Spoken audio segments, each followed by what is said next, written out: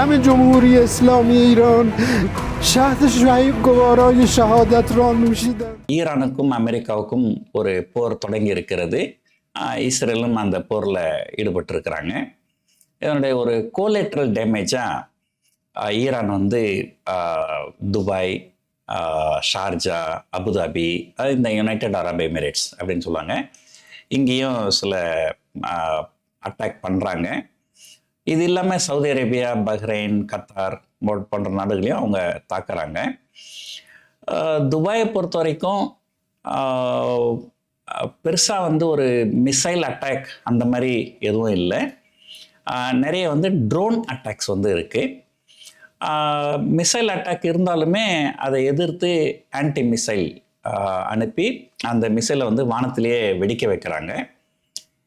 இருந்தாலும் அந்த வானத்திலேயே அந்த மிசைல் வெடித்தாலுமே அதனுடைய பாகங்கள், அதாவது டெப்ரிஸ் அப்படின்னு சொல்லுவாங்க, அந்த சில பாகங்கள் துபாயிலையும் ஷார்ஜாலையும் அபுதாபிலையும் கீழே விழுது.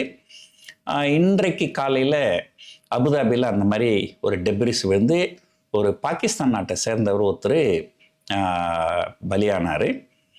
சிலருக்கு வந்து அடிபட்டிருக்கு. துபாய் பொறுத்த வரைக்கும் துபாயில் வந்து ஜபல் அலி அப்படின்னு ஒரு போர்ட் இருக்குது.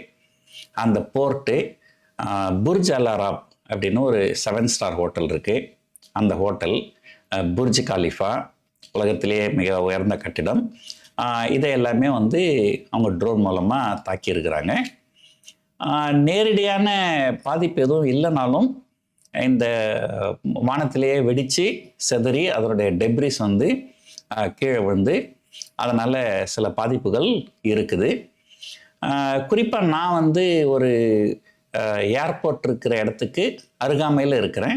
என்னுடைய வீட்டிலேருந்து ஒரு கிட்டத்தட்ட ஒரு 3 கிலோமீட்டர் தான் இருக்கும் ஏர்போர்ட்டு. அந்த ஏர்போர்ட்டையும் குறி வச்சு இந்த ட்ரோன்ஸ் தாக்குதலில் ஈடுபடுறாங்க. இதனால் இங்கே வந்து மொத்தம் 3 டெர்மினல் இருக்குது. அந்த 3 டெர்மினலில் ஒரு டெர்மினலில் சில பாதிப்புகள் ஏற்பட்டிருக்கு. இதனால் எல்லா நாடுகளுக்கும் விமான சேவையை வந்து நிறுத்தி வச்சுருக்கிறாங்க. துபாயிலேருந்து எந்த விமானமும் வெளியே போகவும் இல்லை, உள்ளே வரவும் இல்லை. இதனால் நிறைய பேசஞ்சர்ஸ் வந்து இங்கே அவங்களோட ட்ராவல் பிளான், ஃப்ளைட்டு வெளியே போக முடியாமல் இங்கே துபாய் ஏர்போர்ட்டில் தேர் ஸ்ட்ராண்டட் தவிச்சுன்னு இருக்காங்க. ஆனால் அவங்களுக்கு உண்டான எல்லா மாற்று ஏற்பாடுகள், உணவு, தங்க இடம் எல்லாமே வந்து துபாய் அரசாங்கம் வந்து செஞ்சு கொடுத்துருக்குறாங்க. ஓரளவுக்கு பாதுகாப்பாக தான் இருக்கிறோம் அப்படின்னு தான் சொல்லணும். ஏன்னா பொதுவாக வந்து இந்த மாதிரியான நேரங்களில் ஒரு நாடு இன்னொரு நாடு அட்டாக் பண்ணும்போது அவங்க வந்து இராணுவ தளவங்களை மட்டும்தான் வந்து குறி வச்சு செய்வாங்க. பொதுமக்கள் தங்கியிருக்கிற பகுதியை வந்து தாக்க மாட்டாங்க. ஆனால் எல்லா விதிகளுக்குமே ஒரு விதி விலக்கு உண்டு. அதனால் இந்த ஈரான் வந்து இப்போது இராணுவ தளங்கள் மட்டும் இல்லாமல் ஒரு ஐகானிக் பில்டிங், அதாவது Burj Khalifa, Burj Al அராப், bomb Jumeirah, இதெல்லாம் வந்து ஒரு ஐகானிக் பில்டிங்ஸு, அதை குறி வைக்கிறாங்க. அது இல்லாமல் மிகப்பெரிய ஷாப்பிங் மால்ஸு அந்த மாதிரி, ப்ளஸ் ஏர்போர்ட்டு, இந்த மாதிரி ஒரு குறிப்பிட்ட இடங்களை குறி வச்சு தாக்குறாங்க. மற்றபடி குடியிருப்பு பகுதிகளில் இருக்கிறவங்களுக்கெல்லாம் எந்தவித சேதாரமும் இல்லை.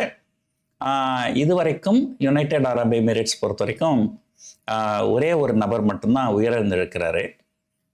ஒரு சிலருக்கு வந்து அடிபட்டிருக்கு, பாதிக்கப்பட்டிருக்கிறாங்க.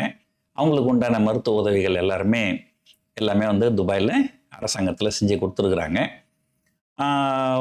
குடியிருப்பு பகுதிகளில் இருக்கிறவங்க எதுவும் பயப்பட வேண்டிய அவசியம் கிடையாது.